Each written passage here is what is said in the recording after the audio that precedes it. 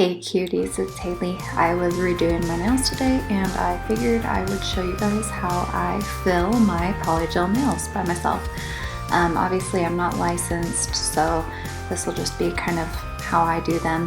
The first thing that you want to do is obviously use a cuticle pusher and push down those cuticles, making sure that all of that skin is away from the nail. I got this tool on Amazon, so I think pretty much everything in this video I got on Amazon actually. So you want to make sure that you get each and every one of those nails with the cuticle pushed down. Next you'll see that I'm using my electric drill with a newer bit that I fell in love with to remove all of the gel polish that's on top of my current nail.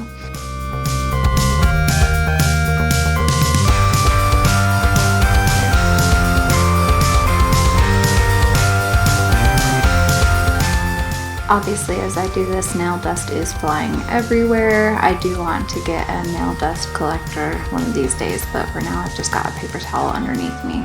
And then I just use a nail dusting brush when I'm finished with this. So the nail drill also has a reverse function that I could have been using, but whatever.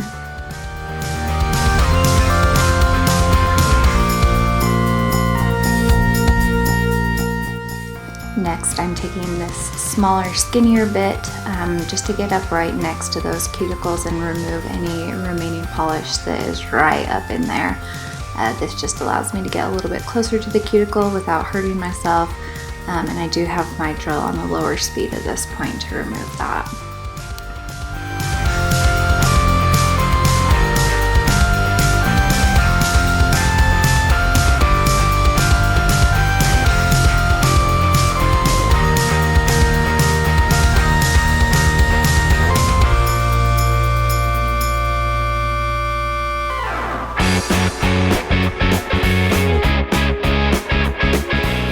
After all of the gel polish is removed with that e-file, I am now taking a manual file and I am using that just to kind of shape that nail a little bit better, since you are going to have kind of a funky shape after you use that electric file.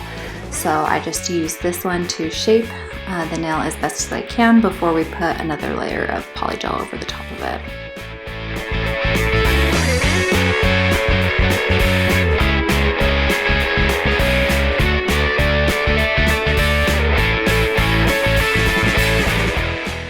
After you have manually filed each of the nails, I'm going to switch over to this little cuticle bit.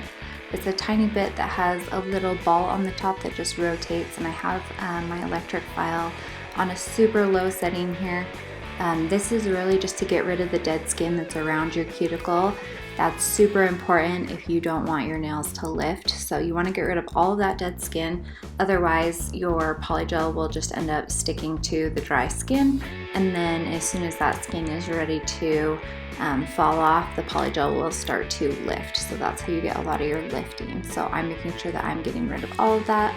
Obviously my filming skills are super great here. As you can see, my head pops in every once in a while there, so sorry about that.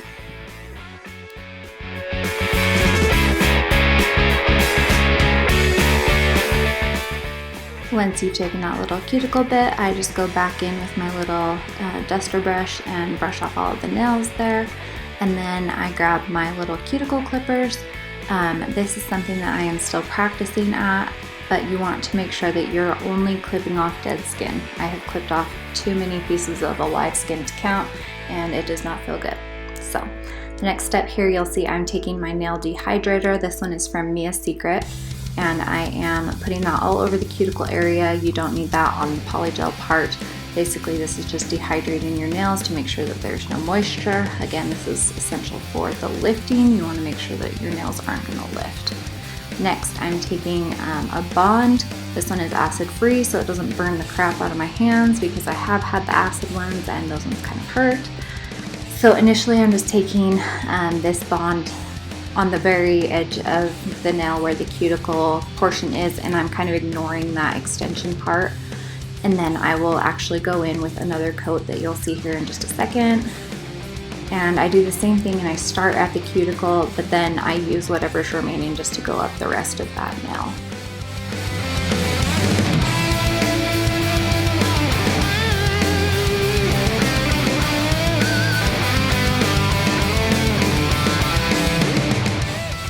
Next, you'll see me use this gel base coat. I'm still kind of on the fence about whether or not this does anything, but for now I'm using it.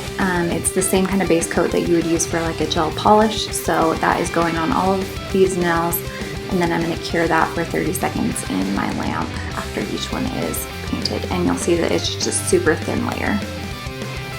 After those have cured for 30 seconds, I'm going to grab my Polygel. I'm using the Modalones or Model Ones, I'm not really sure how you pronounce it, brand of Polygel, and then this is actually an eyeshadow brush. I am super professional. So I just put a dollop of that Polygel straight onto the nail. Obviously I only ever do my own nails, so I'm not too worried about like sanitation between customers because I don't have customers, it's just me. So I dip that brush into rubbing alcohol. You'll hear it called a slip solution. It's really just rubbing alcohol, and you'll sit and you'll shape that nail. This does take me a little bit of time, and you want to make sure that it's shaped correctly. So you want to make sure that the apex is in the correct location. It's usually on the bottom third of the nail, and the apex is where that nail is the thickest, and that's what's going to help support the length of the nail. And as you can see, I do like mine a little bit longer. So I spend some time shaping. If that Polygel starts to stick to your brush, just dip it again in the rubbing alcohol, dab it on a paper towel, and then go back in and start shaping some more.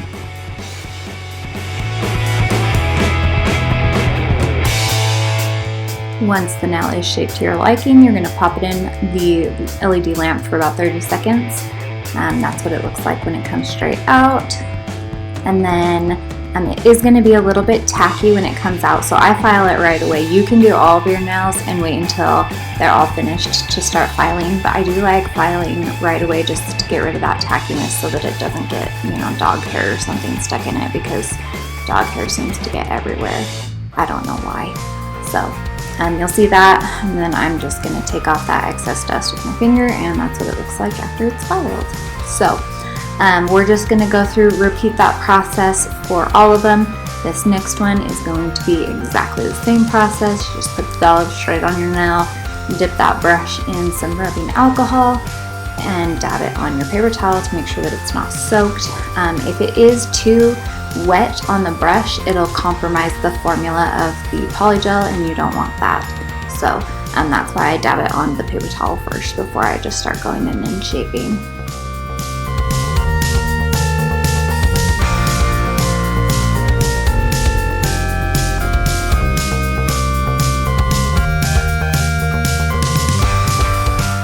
Again, once it's shaped to your liking, you'll pop it in your LED lamp for 30 seconds to 1 minute, and then I am filing again just to get rid of that tackiness.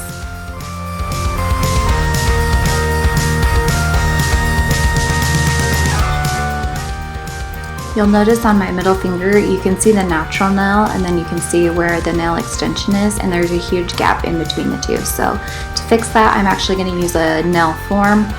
This goes underneath the nail, and that just allows the Polygel to have something to stick to if you're trying to extend the nail into an area that doesn't already have a tip or anything on it. So you'll see that I just put that Polygel up the side of the nail as I normally would on any of the other nail fills. That just gives me a little bit of support so that I can get that Polygel in the right spot.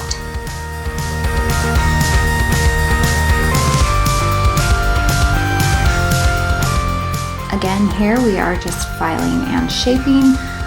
The more time and energy that you put in your initial shaping with the Polygel while it's still wet, the less filing you'll have to do to kind of correct that shape. So that's why I do like to take my time on the Polygel.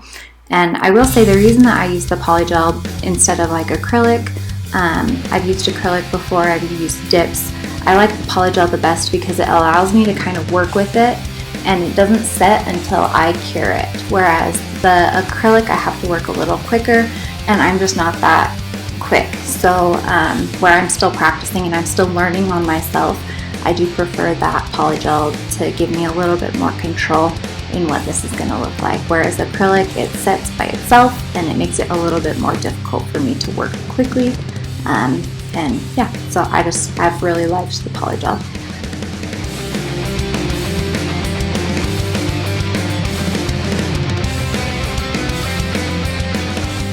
Just filing my last little nail here, make sure that it's shaped the way that I want it. I did choose a coffin shape. Sometimes I go for like a stiletto shape. I do like my nails a little bit skinnier, coming more to a point. Now we're going to paint the nails. This is the funnest part. So I chose a couple different colors. Actually, no single finger is the same color, so you'll see in just a second as we go through.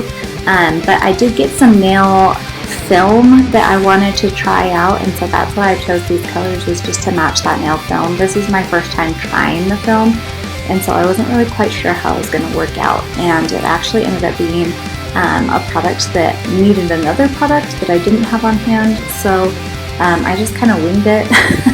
I tried to use a couple different products that I did have on hand just to get it to stick. You'll see that I'm just pressing it down here, and then I'll use my nail on my other hand to kind of scratch at it to get it off.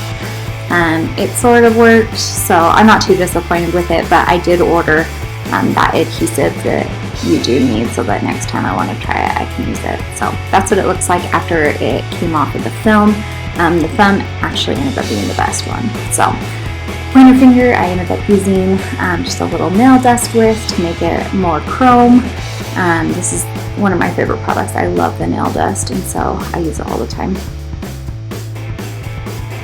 And then here we are putting a top coat over all of the nails. So after I did the dust on the one, I did try and do the film on the middle finger and the ring finger, and then the pinky finger I just left the plain green color. So you can kind of see on those middle and ring fingers that the film didn't work quite as well, but it just kind of looks like an abstract splatter or something, which is fine. I like the colors on it, and I think I'll keep it. So I did the top coat, and then once the top coat's on, you're going to pop that in your lamp. Make sure you cure it. And then I did a little bit of cleanup after I put the top coat on, just to make sure that there wasn't any polish sticking on the cuticle, which I'm guilty of. I am not the cleanest when it comes to applying the gel, but I do try and clean it up a little bit after the fact just to make sure that it looks okay. And then you'll see here that I am using some cuticle oil. This was a step that I used to skip, but I've noticed that actually makes a huge difference. So don't skip your cuticle oil. It helps your cuticles so much. So there is me rubbing that in, and here is the final look.